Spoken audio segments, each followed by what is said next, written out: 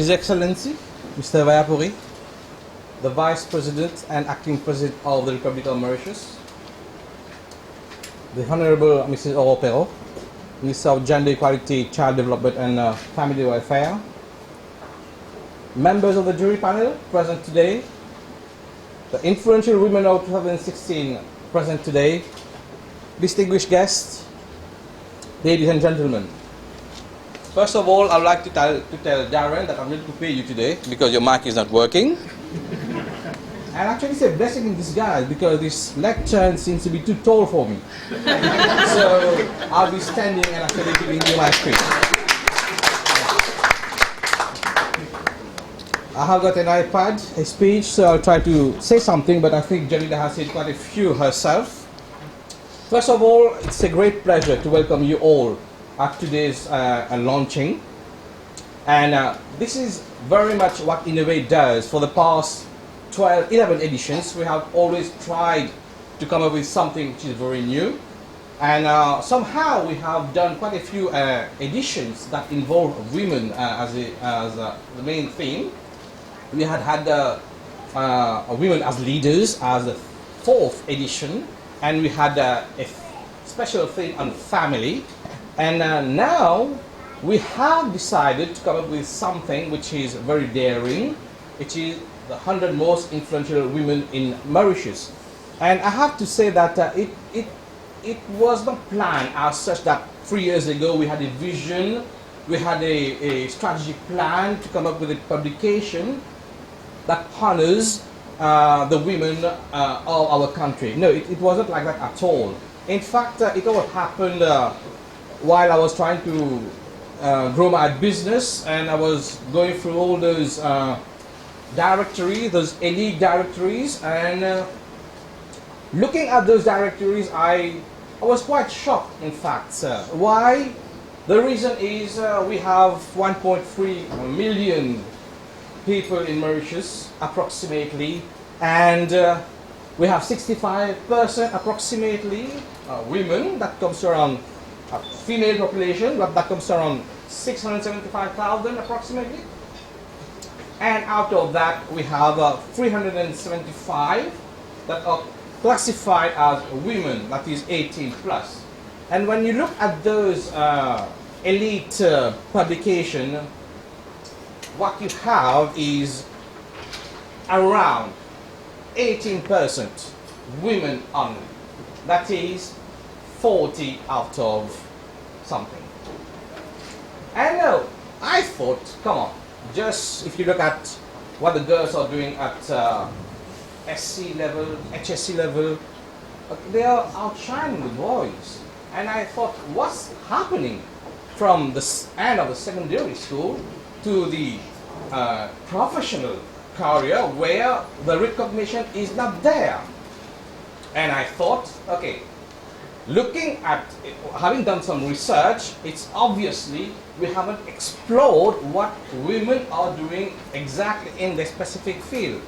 That's where I met a few friends and proposed the idea that if we do come up with something which is the most influential women, we didn't have a number which is 100 or whatever, and we thought, okay, let's give it a go at such kind of an idea, and let's have a business model that is flop, to be honest, and let's have a group of people putting ideas together and bring something that will make a difference. And I'm very blessed that I have people around me that have encouraged me towards implementing that idea. They have always told me that you have to follow your heart. Though I do use my brain sometimes, but I do use my heart. And we have come up with a structure how to try to actually come up with a directory of 100 most influential women. It's a magazine, in fact. Bearing in mind that this is not a competition, we are not going to honor the top number 1 and the 100, no. We have selected different categories, like media, communication, education, business and entrepreneurship, entertainment, politics, governance, and we have done a call for participation and a call for nomination. It's pretty obvious that some women just do pick themselves up, and we have put forward the name to the jury panel that have debated whether they should be there or not.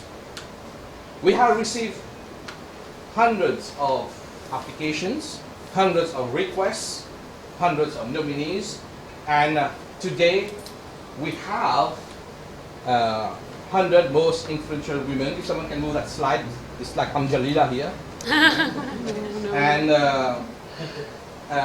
yes, we have the directory, and I would like to credit that book first to the 5 jury members that have worked tirelessly, given me great advice so that I can actually come up with this kind of publication. And I would like to say a big thank you to Dina Jita, who is unfortunately abroad, to Shaheen Mohammed, who is being hidden behind the cameraman. There is also Vina Malloy, who is also, I think, on that table. There is Georgina Raghavan here, and we have my very good Rotarian friend, although we have a big difference in terms of age, but he's a very good friend of mine, Professor Toll.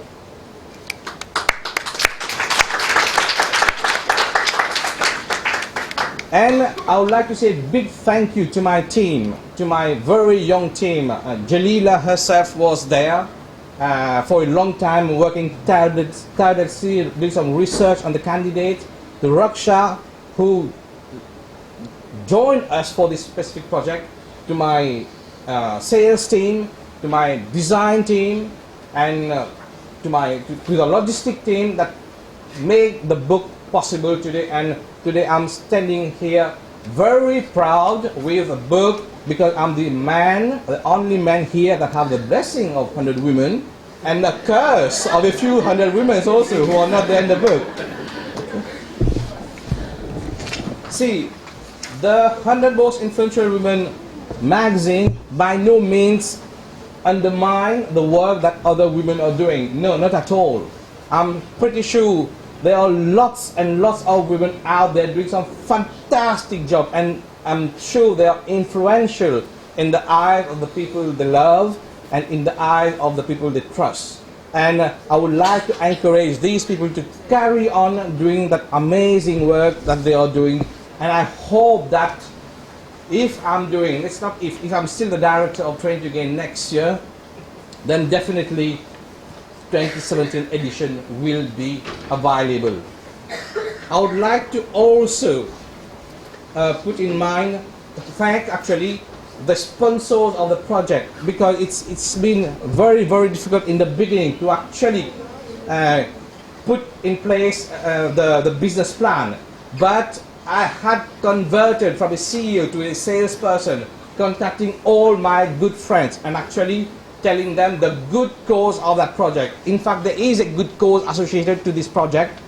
The profit that we have already earned have been used for the Christmas celebration at the Pediatric Ward Hospital at Centre du Flac. It happened last Saturday. And we are now selling the magazine, which will be on sale from tomorrow in all the supermarkets, in all the at the news agents, and a major share of the profit that will come immediately will be used to buy toys for a number of shelters, so that we can put a smile on a few more needy kids' face. I would also like to thank my parents. They are here today as usual, supporting me, and they are actually a major sponsor of the project. It just came. Okay. Thank you, Mom and Dad. Also, I would like to, on an ending note, wish you all the best. There is Christmas coming soon, so I'm going to play a video just to give you a taste of Christmas. So in the meantime, I wish you all a Merry Christmas and a Happy New Year 2017, and I hope you have a great evening among us. So there is a video that's coming up. Thank you. Of the Republic, His Excellency Mr. Vayapuri, Professor Harish Bimal, CEO of Train to Gain, Honorable Rubina Jadu, PPS, ladies and gentlemen, distinguished guests. It brings me immense pleasure and pride to share this evening with you.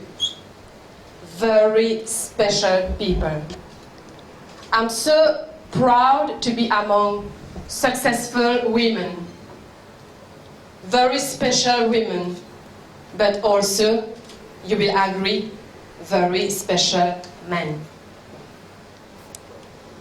who believe in gender equal society, who believe in the power of women, when many persist in tagging them as weak. More than ever, we need feminist men to shake the hegemonic masculinity that perpetuates on and on, decade after decade, a dramatic imbalance. This very imbalance is both source and consequence of discriminations suffered by women, starting from home to office, from economic to political participation. I would say, bottom line, everywhere. We need feminist men to stand up and fight against those power blocks that prevent women from emerging. We started a small revolution in March this year in my ministry with platform called Engaging Men as Advocates for Gender Equality and Women Empowerment. It was an amazing experience with some very enriching participation of men from top positions in both public and private spheres. The most courageous ones shared their fears to face and to cope with empowered women. And unfortunately, most predominantly, the silent ones, we can understand their silence. Mr. Bimal, you are one of those feminists who cannot remain silent. What you came up with is a mind-blowing innovation. 100 most influential women in Mauritius. This 13th edition of Innovate is a glorious celebration of women, women's power, women's passion, women's purpose, women's potential. The spirit behind this publication is beautiful because there's no trace of competition. Each woman in this publication is a success story, an icon of empowerment for the hundreds out there to forge their inspiration upon. The executive director of UN Women, Mrs. Pumzile, once said, I quote, "There is no great force for change, for peace, for justice and democracy, for inclusive economic growth than a world of empowered women," unquote. I wish this directory of 100 most influential women to give birth to thousands of influential women across our republic and even beyond.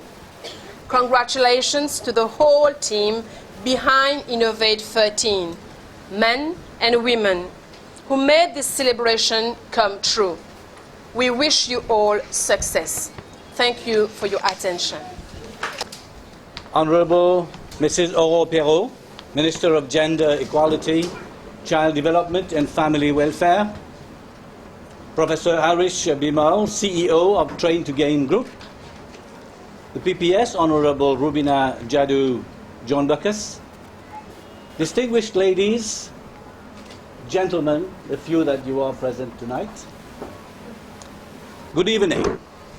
I must say, I've never been before in such a sweet company, except perhaps when I accompanied my wife to a party organized by the ex-students, the Cateau Vert of Queen Elizabeth College. I was one among the few husbands who accompanied the wives. But tonight it is indeed a rare occasion for me to be in the company of exclusively beautiful, intelligent, and enterprising women who make a difference for the better in the lives of people in Mauritius. But I am very pleased and honored to be here. The reason being that for me, as the Vice President of the country, and indeed as the acting President, to personally recognize, honor, and encourage you, the female intelligentsia of our country, for your outstanding performance and contribution to the advancement of the country. I must thank Professor Bimal for giving me this opportunity. To my mind, the compilation of a list of 100 most influential women in Mauritius is a risky exercise on the part of Mr. Bimal.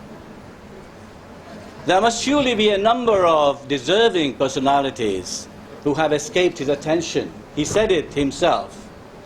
And maybe for the next edition of influential women, it will be many more women in Mauritius who will be recognized. Ladies and gentlemen, I have to say that Train to Gain has brought something very innovative this year to recognize and honor Mauritian women through a well-thought theme, the 100 most influential women in Mauritius for the year 2016. Let me thank and congratulate the entire team behind this project and wish them all the best in their future endeavors. Ladies and gentlemen, although we are highlighting the achievement of a selected list of women this year, we cannot deny that each and every woman at home is influential in his own way, in her own way, whether as a mother, as a sister, as a wife, or an employee at any organizational level. She is influential as man, and in some fields, even more influential than man. I believe, in the words of Aragon, and as it is sung by Jean Ferrat, la femme est l'avenir de l'homme. Yeah, that deserves a good applause. Today, women's contribution to our socio-economic development is well recognized and appreciated. Gender equality is taken very seriously. Women's demand for their rights have been wrongfully denied. As a responsible nation, it is our duty to correct any discrepancy. I salute the tremendous effort of government and organizations that support women in their fight for their rights. It is interesting to note that in the judiciary in Mauritius, women are very much present. We have 8 women judges representing 47% in this category. Better still, nearly 64% of magistrates are women. So you are doing better than men there. In the civil service, women are doing fairly well with 35% among the permanent secretaries. However, in politics, women represent only 19% of the total number of members in the National Assembly, when the declared desired percentage should be 33%. Here, my own feeling is that, in general, in Mauritian politics, there is no discrimination against women by the main political parties, in the sense that a woman is not denied the chance to be a candidate just because she is a woman. We have to understand that what any leader of a political party wants are candidates who stand a chance of getting elected. So, all a woman interested in politics should do is not to seek to be on the list, but by being charismatic and by being popular in the electorate, whereby her chances of getting elected are high and real, she can influence the leader to want to have her on the list. I am glad the magazine we are about to launch, the 100 Most Influential Women of 2016, is an initiative coming from a man. It shows that men are ready to stand by their female counterparts to help them be drivers of change and give them the credit they deserve. To conclude, I would like to congratulate each and every one of you among the 100 most influential women for your admirable performance and contribution to the advancement of the nation, be it in the field of economy and finance, health, environment, entrepreneurship, education, arts and entertainment, the media, the social services, communication, politics, and youth and sports. And this list of 100, in this list of 100, we have topping the list, of course, our first woman president, Amina Garib Fakim. Next, we have the first woman speaker, Maya Anumanji. And in the list also is included my predecessor, the first woman vice president of the country. So, ladies and gentlemen, let me say, long live all the mothers and sisters of Mauritius, all the women of Mauritius, long live the Republic of Mauritius. And before I resume my seat, let me wish you all a Merry Christmas and a Happy New Year 2017. Thank you.